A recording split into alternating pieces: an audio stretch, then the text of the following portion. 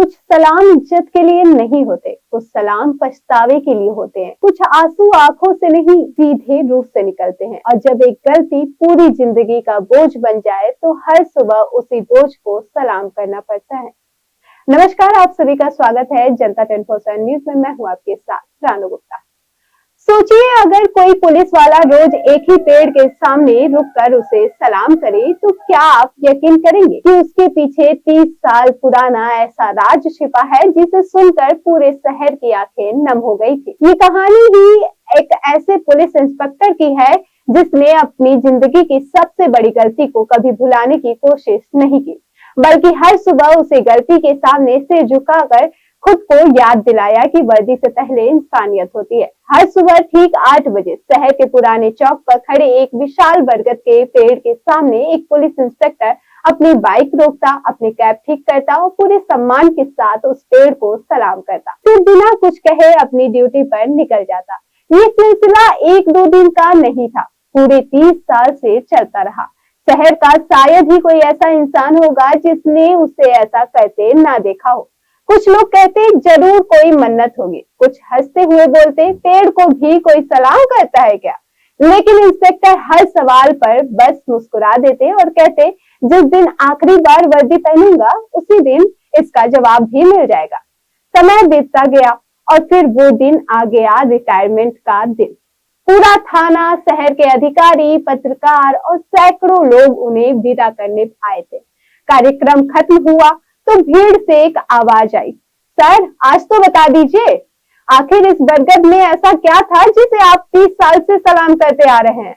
Inspector कुछ पल बिल्कुल खामोश रहे, फिर धीमे धीमे उसी बरगद की तरफ बढ़े।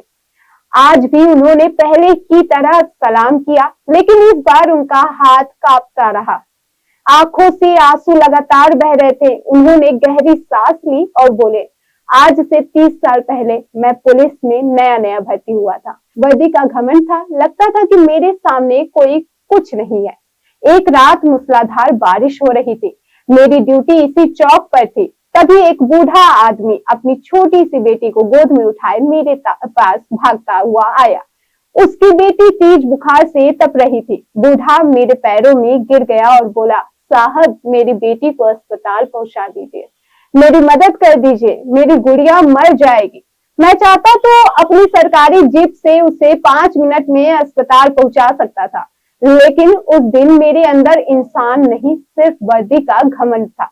मैंने उसे डांट दिया, भाग यहाँ से, ड्यूटी में परेशान मत कर। वो बूढ़ा बहुत देर तक हाथ जोड़ता रहा, लेकिन मैं नहीं पिघला। आखिरकार वो अपनी बेटी को सीने से लगाए बारिश में ही चला गया। करीब आधे घंटे बाद वायरलेस पर सूचना मिली, चौक के पास एक बच्ची और उसका पिता सड़क किनारे पड़े हैं। मैं दौड़कर पहुंचा, लेकिन बहुत देर हो चुकी थी। बच्ची की सांसें थम चुकी थी और उसका पिता इसी बरगद के नीचे बैठा था। उसने मुझे देखा, उसकी आंखों में आंसू नहीं, बस एक सवाल था। उसने कहा, साहब अगर आप 5 मिनट पहले इंसान बन जाते तो मेरी गुड़िया आज जिंदा होती। इतना कहकर उसने अपनी बेटी को सीने से लगाया और वहीं उसकी भी सांस रुक गई। उस रात पहली बार मेरी वर्दी मुझ पर बोझ बन गई। मैं इसी बरगद के नीचे घंटों रोता रहा और मैंने कसम खाई, आज के बाद ये वर्दी किसी पर रौब जमाने के लिए नहीं, सिर्फ किसी की जिंदगी बचाने के लिए पहनी जाएगी।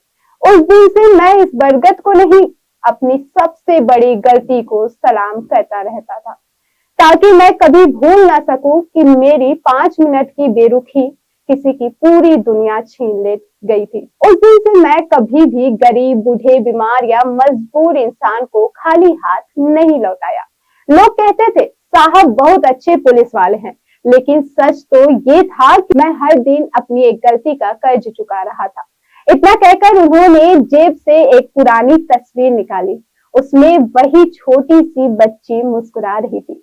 उन्होंने तस्वीर को सीने से लगाया, बरगद के तने पर हाथ रखा और टूटी हुई आवाज में सिर्फ इतना कहा, मुझे माफ कर देना, मैं तुम्हारी गुड़िया वापस नहीं ला सका।